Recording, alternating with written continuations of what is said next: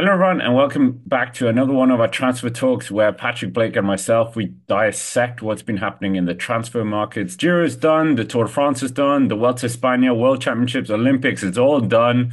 Il Lombardia and some other races still remaining, and the Tour Guangxi. But yeah, Patrick, it seems that the transfer market is not quite done. But one thing that is not happening is Remco Evenepoel to Red Bull Bora Hansgrohe for 2025. We didn't say 2026, so maybe, but 2025 has definitely been ruled out, unfortunately. And honestly, just thank goodness this has come to a close in some form because I think we were all getting a little bit tired of the speculation. I mean, even we were like, every time one of these transfer talks came up, we were thinking, well, there's a new nugget of information on Remco. Because at the end of the day, he was going to be potentially the biggest mover in this transfer window. I was actually saying how some of the bigger movers in cycling have been on the women's side of the sport this year, not in the men's. Remco was really the last hope that we sort of had. But realistically, when you look at it, it makes sense that he's going to stay at Soudal Quickstep because if they were perhaps signs that they were bringing in other people,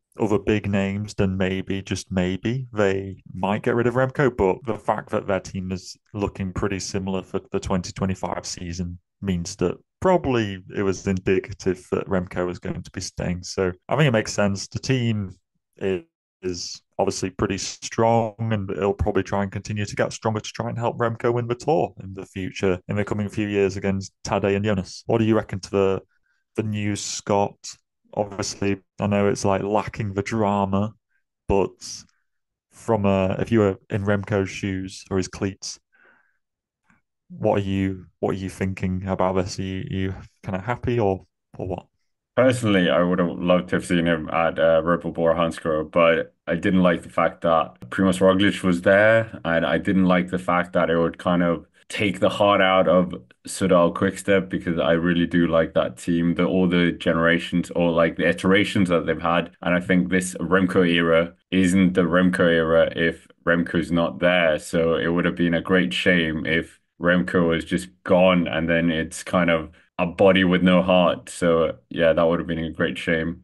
They did okay. We talked about Jan Hurt as well getting lost to Israel Premier Tech, but they have brought in Valentin Panepantre, and we were talking about that they probably need to bring in some, well, build that climate team around him. And what did you make of that as well? He was probably one of the bigger breakout performers of this year, the Giro especially, taking that stage win. When he was second place on the second to last stage, I think it was, over Monte Grappa. He was really good in that race, and I think that he's going to be a great mountain domestique for Remco. I presume that's what his role is going to be in this. But also, like I say, with Jan Hurt not there, I presume that he will get his own freedom to do his own races and go for his own results in some other World Tour level races, which Remco isn't at. So I think it's a really good climber that they've brought in there. Obviously, it's not quite a like for like for Alaphilippe, which they have lost to Tudor, but I think that Valentin Padapent's a really good rider, and now separated from his brother Aurelien from Decathlon AG2R. But good move, all in all, I think. And I think he will be a valuable asset to Remco in a similar way to how he was very valuable to Ben O'Connor in the Vuelta a España. I'd go back to Remco because I feel like I didn't ask you for your opinion. Really, you didn't want to see Remco at Bora? Were you in the quick step? Well, I was caught in between, so I kind of wanted him in both teams, but you can't have that. I can see it from both ways. I think him going to Bora or Red Bull Bora Hansgrohe wouldn't have made that much of a difference.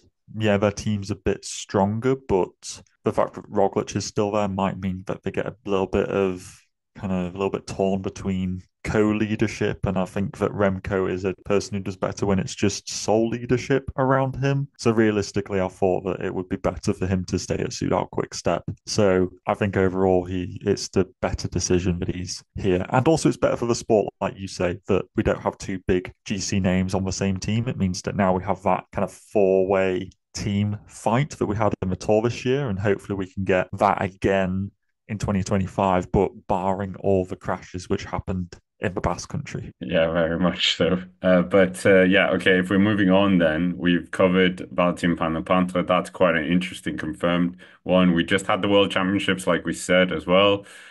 And a news that shocked both of us. The under 23 champion for the men's has signed with this Melissa bike. Who is it, Patrick, and why is that quite shocking for you?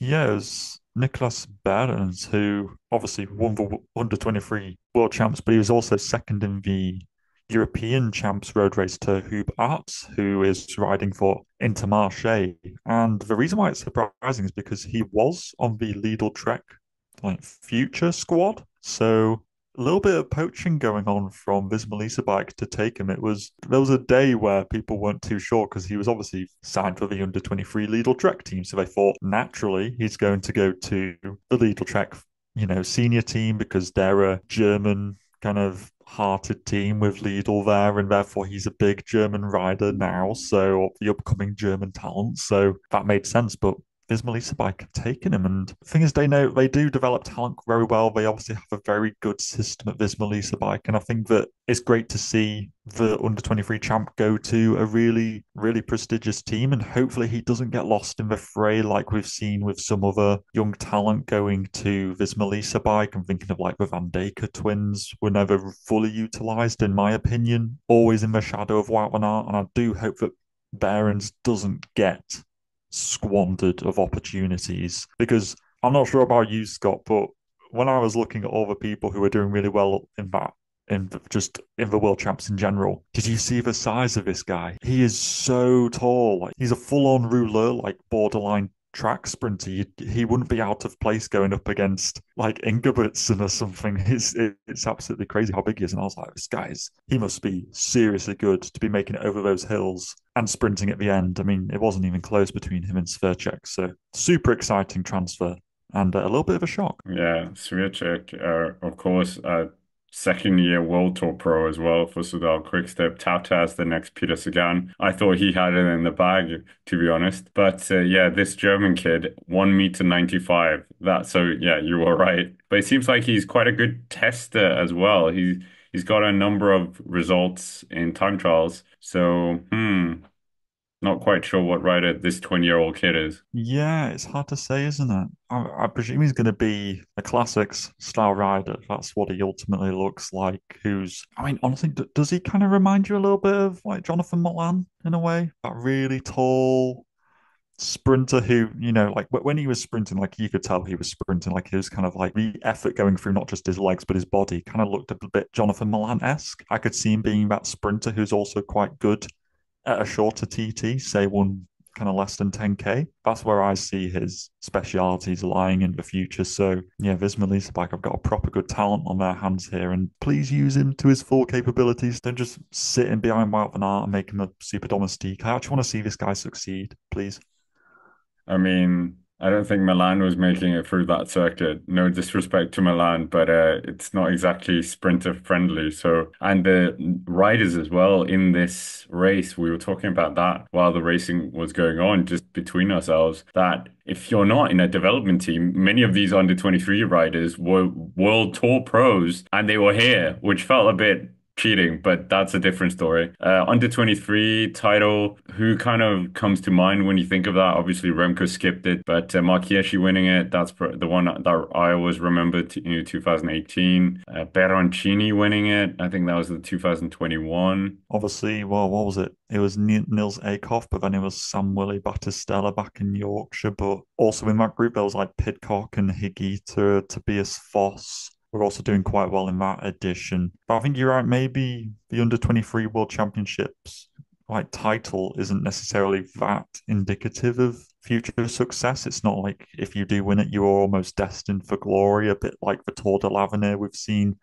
more often than not, you are going to be a big success if you win that race. Yeah, it doesn't look like that quite correlates quite as well with the under 23 road race. So it'll be interesting to see what happens with Behrens, but a guy who's that big who can climb that well, it's really unprecedented. So it's going to be really interesting to see what kind of rider he can turn into in the next few years.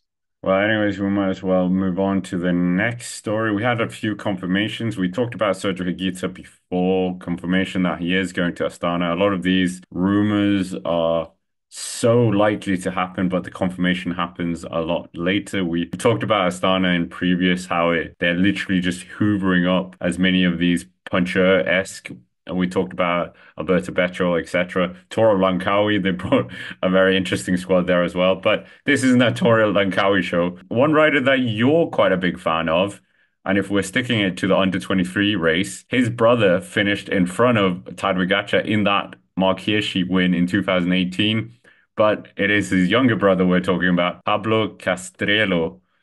And you're quite keen on him after the Vuelta a España. Kern Farmer had a great race. And yeah, what's the story here? Once again, it looks like the Ineos Grenadiers have potentially dropped the ball because it looked for all that it was worth that he was going to go to the Ineos Grenadiers all of a month ago. I want to say maybe a month and a half. This rumor's been going around that Castillo was going to be going there. And this was circulating prior to the Vuelta going on, by the way. Then obviously the Vuelta happened where he got his two stage wins. And now the rumor is that he's going to be going to Movistar. So it definitely looks like that performance in the Vuelta was enticing enough for Movistar to put in a bid or maybe make their bid more enticing to Castillo. So at the moment, we have no actual confirmation. And you watch, Sod's Law will dictate this video will go out, and 2 hours later, it will get announced that where he's officially going. But at the end of the day, it makes a lot of sense as the Spanish rider going to the big Spanish team. So it's not all that surprising. It's a move which makes sense. You know, Movistar are very good at giving freedom to their riders. So I think Castillo would fit in really well there. And actually, I would prefer to see him at Movistar than the Ineos Grenadiers. I think Ineos would turn him into a bit of a Kwiatkowski, Castoviejo, Omar Fraile kind of role where he's just going to be a domestique and not really get his own freedom. And I think Movistar would utilize him a lot better. Yeah, I also think it's a damning indictment for Ines Grendes, like you said as well, that Movistar, which has been on a bit of a decline since the Valverde era, Landa, Quintana era kind of thing. And yeah, he's choosing them instead of, okay, yeah, Movistar, Spanish, etc., etc. He might see that he can be part of the rebuild of some sort. But yeah, they obviously also signed Peleo Sanchez as well, not from Kern Pharma, but from Burgos BH, and he took the gravel stage in the Giro d'Italia this year. So yeah, I think maybe he's looking at that kind of success, even though he took two stages in the Vuelta a España. So it's not like, yeah, maybe he's thinking five stages in the Vuelta. But yeah, that I thought that was a quite interesting story. But in terms of other riders, we missed this one last time. Jan Tratnik was confirmed to Red Bull Bora Hansgrohe, and it's great that this comes now because what did he do for Tadej Pogačar at the World Championships? He helped him a lot to get on the winning course for that, and I happened to bump into Jan Tratnik on the climb as well on the one of the recons. I think it was only the recon for Slovenia, but yeah, Patrick, Jan Tratnik, Red Bull Bora Hansgrohe. We talked about this before, but how much do you rate this transfer for Primoz Roglic and the others? I mean, UAE should have snapped him up. Yeah, actually, I'm a little bit surprised that UAE didn't get him. I'm not sure if they were ever in the fray to put a bid in, but he seems like the kind of rider that they would like to have. He's very versatile, do it all, flats, hills, and I think it works with Red Bull Bora Hansgrohe, obviously with another big Slovenian talent there, and I think that that will gel really well and he'll fit into their classic squad, which is kind of ever growing with the addition of the Van Dijk twins, with Lawrence Piffy as well coming in this year. You know, they've got quite a strong classics team now, I think. So it's good to see because Bora has been a team which, since the loss of Sagan a few years ago, have really struggled to really find their feet in the classics. So I think that it's going to be a good addition to their classic squad, and maybe this provides them with a certain level of stability in that department of their team where they can now kick on and build on and maybe look towards other younger talent to put into their squad to try and rebuild that classic style arm of their squad, because they've definitely focused on the Grand Tours in the last couple of years with Roglic and, you know, Hindley and other and Vlasov, for example. But now it looks like they're also wanting, with this new injection of, you know, impetus from Red Bull, that maybe the classics is also going to be a goal for them in the future, which is great to see. A nicely well-rounded team. Yeah, I completely agree. And I know you're very on board with their classics team next year. I think you've said many times that they're going to be a force to challenge the status quo of the hierarchy in classics racing. But I mean, we're running out of transfers here. One transfer that I pulled up, a former World Tour pro from Eritrea who's not coming back to the World Tour, but at least coming back to the pro continental scene, Marawi Kudus, who was kind of seen as the big star in the making from Eritrea. But then, okay, Binyam Gamai came out of nowhere and stole his thunder in a way. But Marawi Kudus, national champion before as well. Burgos BH, I think, is a very good fit for him. Definitely better than the continental scene. And who knows if he'll make it back up. Yeah, actually, the second Eritrean rider we haven't spoken about either. We speculated about that before. Natnael Tesfatsion is going to Movistar of all places. We were speculating whether Intermarché was the place. Eritrea, there's a lot of Eritrean riders in the Devo team and the main team now of Intermarché. Bini and his brother and some other kids as well in the Devo team. But yeah, Tesfatsion and Marawi Kudus. Screw it. All out air train. It'd be really cool to see actually just that full little contingency in there, like we've seen in squads in the past. Sometimes you just get that little national identity into a squad as well.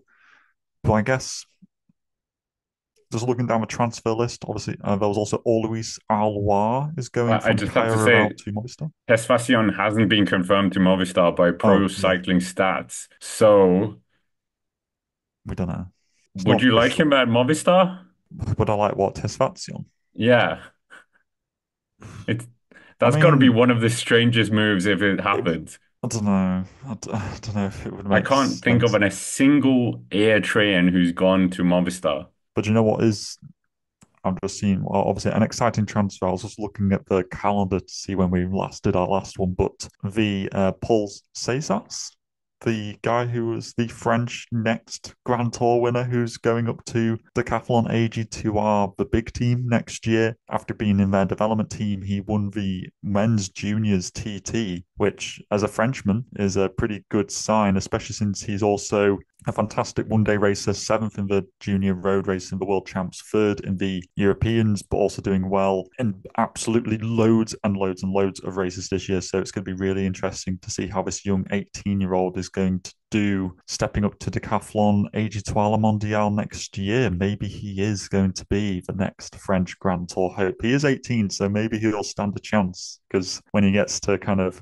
a few years older, the other people will be a little bit older. So maybe he'll stand a chance. But it's cool to see like a new French talent coming through who's got some actual serious potential. I'm sure he's going to be destroyed before he's even 25 because of all the expectations that's going to be weighed on his shoulders. But yeah, sad times. Warren Baggio. Oh. With that, that's basically it for our episode 7 of the Transfer Talks. I don't think we can squeeze another one of these out. So the next one next week will be a bit of a different one. So look out for that. Come back, subscribe to the channel for that. We won't tell you what it is, but it will be transfer related. So with that, that's basically it for us. Make sure to hit the like button, subscribe to the channel if you haven't already. Let us know down below if there's any transfers we've missed out or if there's anyone you agree with and if you actually would prefer Remco at Bora. And as always, subscribe to Patrick's channel as well, I'll Do Cycling. I'm sure you're going to be covering all the one-day Italian races. But for now, that's it for us and we will see you in the next one.